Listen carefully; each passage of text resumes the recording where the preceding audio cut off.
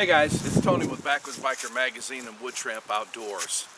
This time of the year, which is middle of the fall, we always get the questions, what about Fatwood? Hang tight, I'm going to tell you what I think about Fatwood.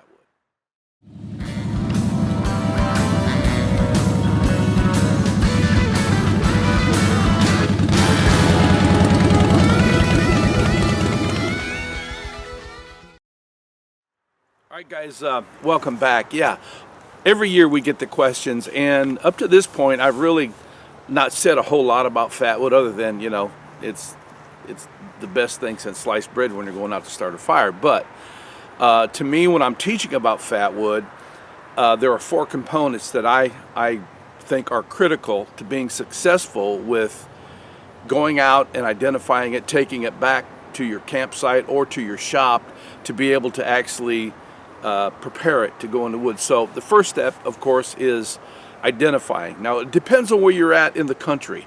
Here in Illinois, we got anywhere from 8 to 10 different species of pine trees. Now, any coniferous tree is going to produce a sap or a resin, but really the pine trees are the gold mine. They're the honey hole, and here in Illinois, most of our pines are white pine.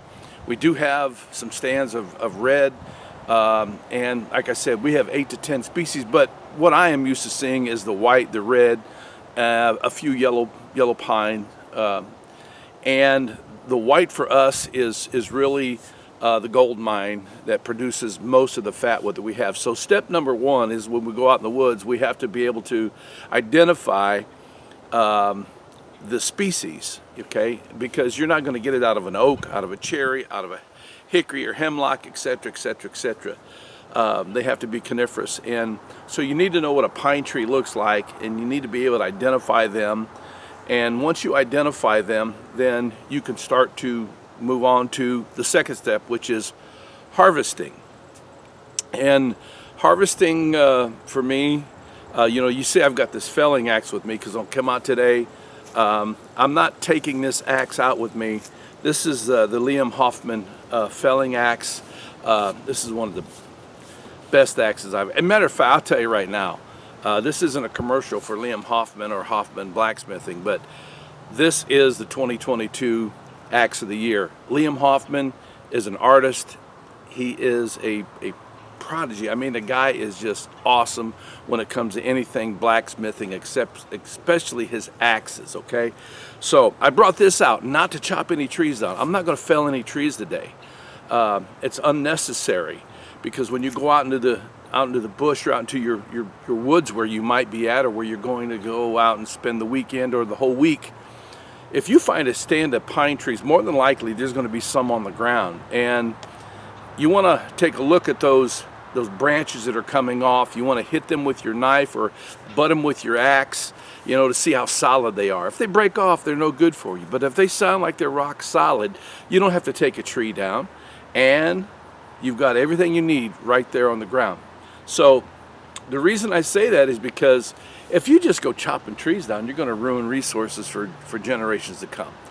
Because if you look into any pine stand, there's going to be branches that get broken off, and what the tree does, the coniferous trees, they recognize when they're injured, and what they do is they send that life-saving resin up through the trunk and into those branches, not so much to heal it. It doesn't heal anything, but it is meant to put that resin towards the end of that break and to create a stop for bacteria and bugs. You know, that resin won't let any of that in, and that resin is really what you're looking for. So I apologize about the car, I'm not far off the highway. But when you're looking down at that tree stump, or that full tree that's laying on the ground, you want to identify those branches, and you'll take your knife and you knock on it towards the trunk. You want to get close to the trunk with this, and then you can start exploring. And what I use, if it's a big branch, then I'm going to use an axe, something like this right here. I got another Liam Hoffman that is smaller, and it works great, but I wanted to bring this out today and give it a shot. But I use these a lot also. This happens to be a silky pocket boy I've got a Silky Pocket Boy, a Silky Gum Boy. I got several other saws that are like this, but I love this little guy when I'm going out to harvest fatwood. And when I do that, I put it right up against the branch or excuse me, right up against the trunk and get it down as close as I can, because that's where most of that resin is going to happen. And I pull that to the side. So that's the second step, is harvesting. First one is identifying. The second one is harvesting. Now I'm going to put this axe down for just a second and show you what I'm talking about that we're looking for. This came off of a tree that was laying down on the ground, and I can't tell you how old it was, but I'd say at least 3 or 4 years on the ground, and it still had several of these that I harvested off of here. And I'm sure you can see that resin right there. That's that beautiful, beautiful resin. And when I get back to the shop and start editing this video, I'm going to show you something else. I cut off a small wafer, and you hold that up and you can almost see through that resin. But that is really what you're looking for, okay? So now that you've harvested it, now you've got to process it down, because you just can't use it like this. Not efficiently and effectively, okay? You waste a lot. So we're going to show you how to process it. And then the fourth step, which a lot of people don't talk about, is the preparation, because there's several different ways that you can process and then prepare your fatwood for use currently or for the future. So hang tight with that. Be right back. All right, so what I'm going to do is I am going to start processing this wood here. I'm going to do this one first, as I told you. Here, just get this. This is the LT Wright Aluminous 5. It's a little bit heavier. Well, you can hear it right there. So this is where I'm going to identify this at as potentially not producing anything. All right, so I got that notch right in there. Let's see what this one here. There, it starts right there. So we're going to just notch that right there. And this one here is going to be good. It might be good throughout, so I'm going to cut it in half. All right? Just cut it in half, and hopefully both ends will have something. And this is already, we know what's going on here. This one looks good. Almost all the way up. So, now, so we're going to start processing, and I'm going to cut this one down here. Just put it in the vise here. You may not have a joiner's bench like I do here. This was actually made out of scrap dunnage off of a job site. The iron workers had a bunch of their iron on these 4x4 oak beams that were true 4x4s. So I just snatched me a few of them and ended up making me a joiner's bench, as you can see. All right, well, this might be more surprising than I thought it would be. No, it's got a little amber right in the middle. All right, so if you're going to use that, you're going to have to really get down to the nitty-gritty. And since I brought it out of the woods, I'm going to get all of it that I can. So there's one. Let's see if we can get one more piece out of this. May or may not want to yield something.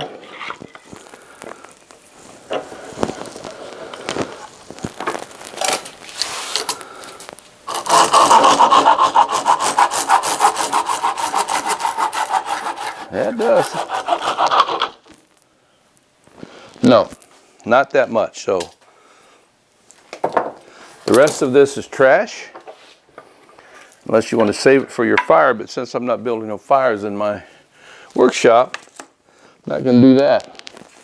All right, the next thing here, we're going to go ahead and do this one. So when I get done, I'll be back. All right, we're going to start processing some of this down here. This is going to be difficult because of the shape of this. I'm going to use one of these to go right down the middle. That will be the goal. This is kind of brittle here, because all the fatwood is down on the other side. All right, now we're getting down into it there. Okay, that's even wet there, so I just wanted to see what that was like on the sides of it.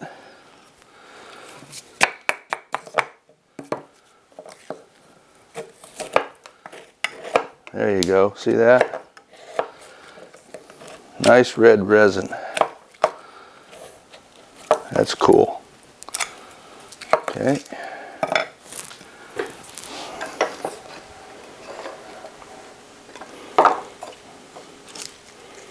Yeah, see that whole thing is resin from here all the way down, so I don't want to compromise any of that. I just want to go ahead and take some of this bark off here.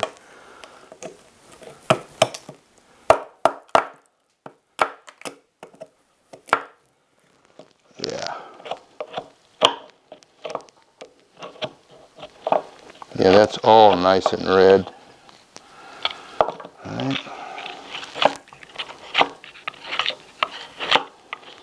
I've even set these up with draw knives before.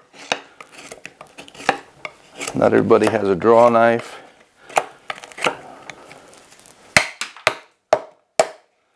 There you go, that'll make it a little easier. Okay.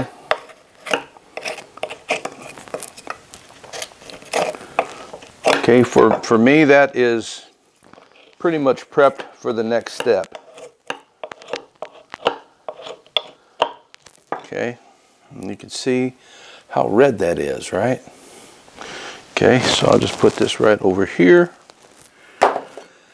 The next one we want to deal with, oh, and here's this here. I'm going to go ahead and get this ready as well. You know, we have reviewed at least 3, if not 4, LT Wright knives, and every one of them have been considered for Knife of the Year in the year that we got them.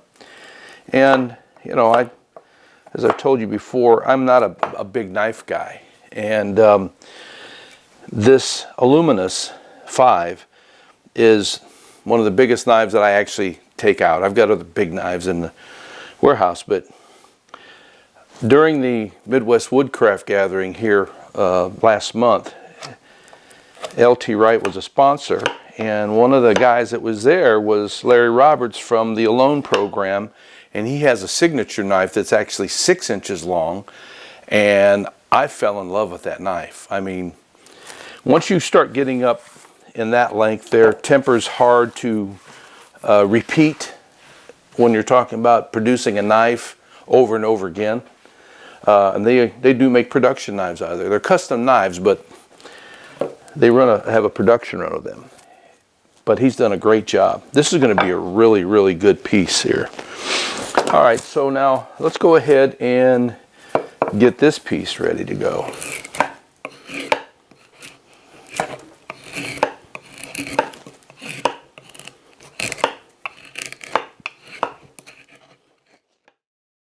So what I've done is I went ahead and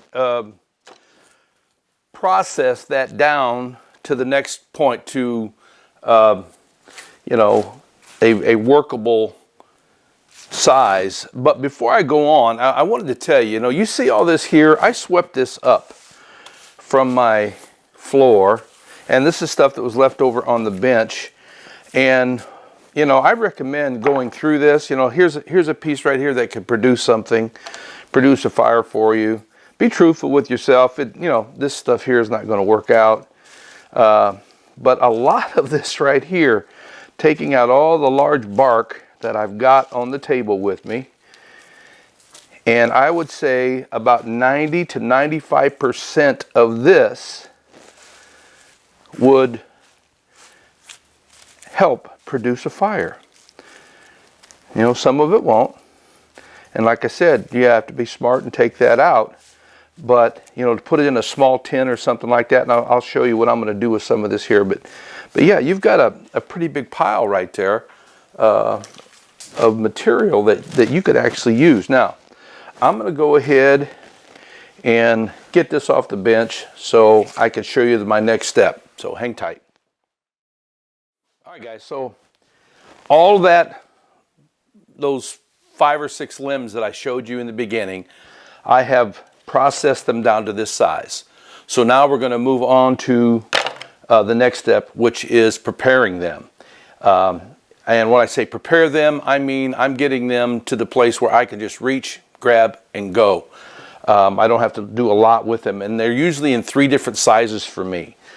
These bigger sizes here, I determine, do I need to go ahead and just, cut them down? I could cut that one down right there. Can you see where the resin stops? It goes from here to here, then it stops. I don't really need that portion right there. It's garbage. This is good, right? Same thing goes for this right here. Won't be as easy for me to break, but I can cut it. These are perfect right here, right here. This is a little bit long. Look at that. That is golden right there, but it stops about right here. So I will need to take that down. All right, so now that we have determined all of that, let me grab a piece of this for you right here and show you that even though this is a small stick, I still consider this to be a little bit bigger than what I want to put in a fire kit, because I don't want to have to do this when I'm out in the woods at all, right? So I'll just take this little stick right here and just go ahead and thin it down.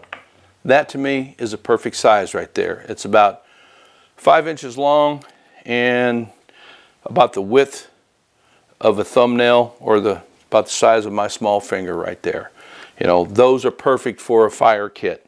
If you have a small fire kit like I do, then pieces like this are good. Things like this I don't want to take out because it's just too big. It's not ready to use. But when I do this, now we're talking. A lot more portable, easy to use. Make sure, and you'll have to do this whatever is good for you, but this is a good size for me. Now, what about those chunks I was talking about? Okay, let's talk about how do I prepare those. Okay, well, I have a tool here that is it's called a rasp. That's all that is. It's on a frame, and a lot of guys use these for drywall when they're hanging drywall. And what I will do with these knuckles like this, before I go out, I will take and I will rasp a pile of Fatwood. Hoping you can see that right there. That's all I'm doing.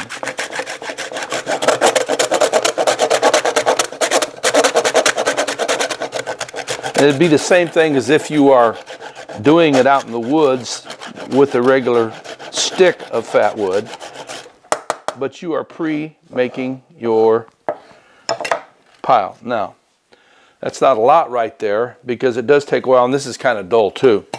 But all these chunks like this, you don't want to get rid of them, because they're hard to turn it into looking something like this.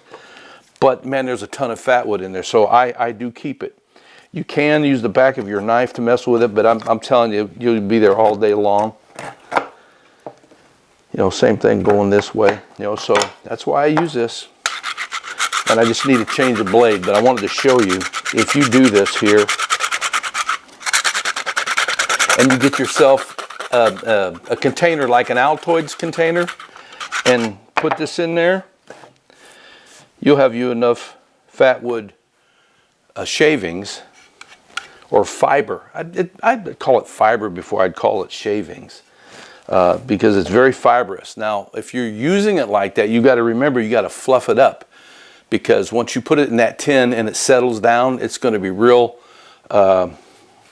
clabbered together. So you want to make it to where you can actually get air through it, so the fire triangle can jump out at you, right? So now, once I get this all like I like it, then to make sure that it stays fresh, not that it ever goes really bad, I put it all in an airtight container. If it'll fit in here, I go ahead and put it in there like that. If it doesn't fit in there, then I have to shorten it. So I got 2 pieces, 3 pieces, 4 pieces that I have to make smaller, which is okay. That piece is actually no good. So when I'm going to go out, what I'll do is I'll just reach in here, I'll grab 1, maybe 2 pieces of this, and I'm good. I'll be making fire without a problem. Again, you don't want to wait until you're freezing, you're wet, shaking, your dexterity is compromised. You don't want to do any of that. These might be too long too here, I'm thinking. That one might be too long.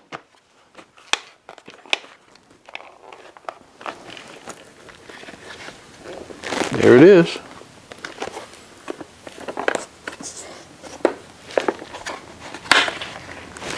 Right there. I'll cut those later, so that's enough fat wood to last me for a long time. You know, again, there's 4 elements to it. To get it to this place to where it's actually usable, you identify it out in the woods. You're looking for a coniferous forest of some sort. It doesn't have to be white pine, but it does have to be coniferous. And, you know, pine is your friend. It truly is. Next thing you do is you harvest it. Be responsible in your harvesting. Don't take any more than what you truly need. Then you have to process it to where you can get it to the next stage, which is preparing it.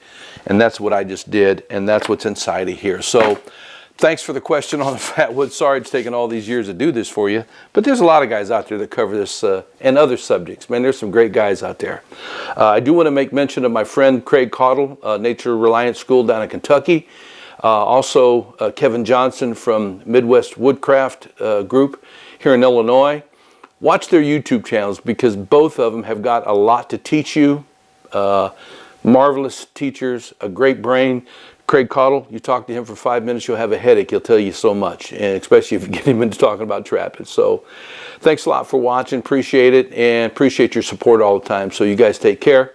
As always, you ride free, you live free. You be safe out there, especially when you're making fire.